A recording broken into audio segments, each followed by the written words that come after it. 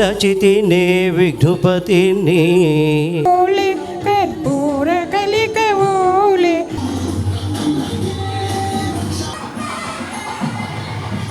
మరి మన పదవి విరమణ కార్యక్రమం ఇలా మరి అందరికీ ఆప్తులు మిత్రులు శ్రీ దాకోజు రామ్మోహన్ రావు గారిని, మా సోదరి శ్రీమతి చిరంజీవి గిరిజా కుమార్ని తోడుకొని వేదిక మీదకి రావాల్సిందిగా ఆహ్వానిస్తున్నాను సాధారణంగా.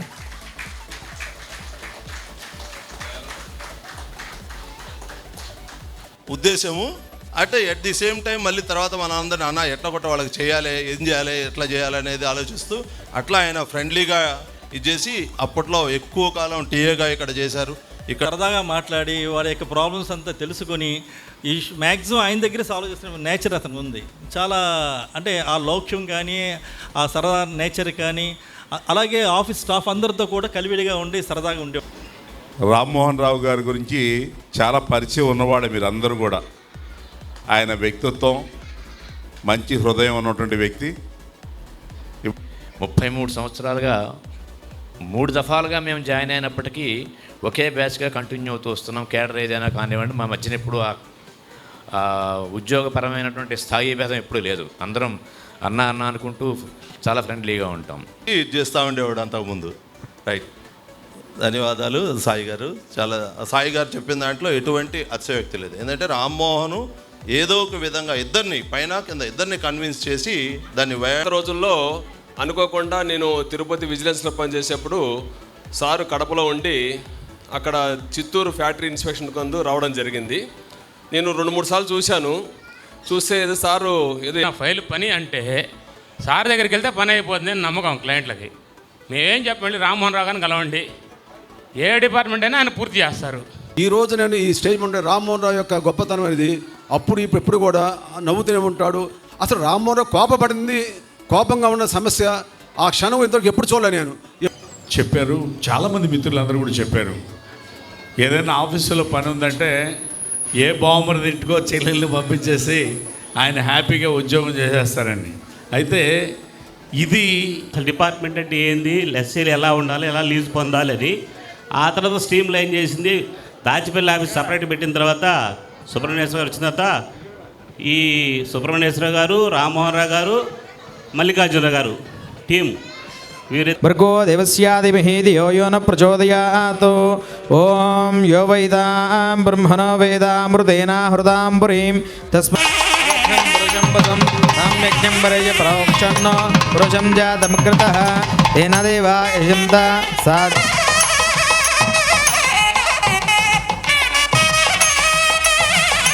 ఓం రాజాదిరాజాయ వృత్య సాహినే నమో వయం వై శ్రవణాయ గురుమహే సమే కామాన్ కామకామాయ వైక్యం.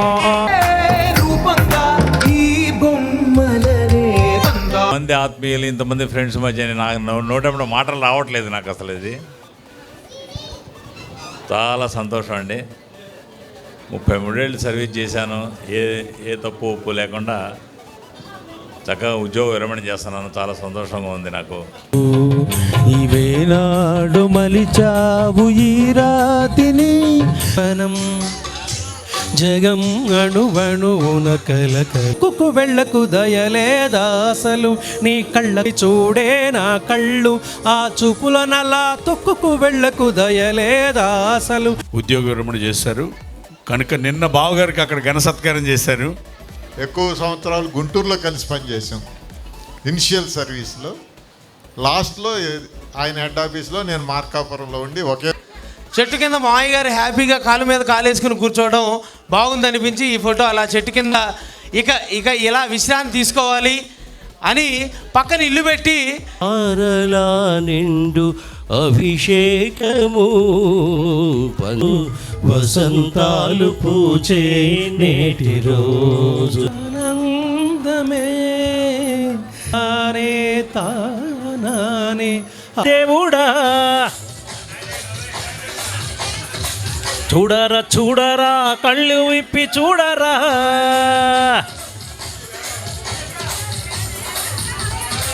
దేవుడా దేవుడా తిరుమల దేవుడా చూడరా చూడరా కళ్ళు విప్పి చూడరా మా వారి హృదయాలు నిజమైన వజ్రాలు నీ కరుణ చూపించు మా వాళ్ళ హృదయాలు నిజమైన వజ్రాలు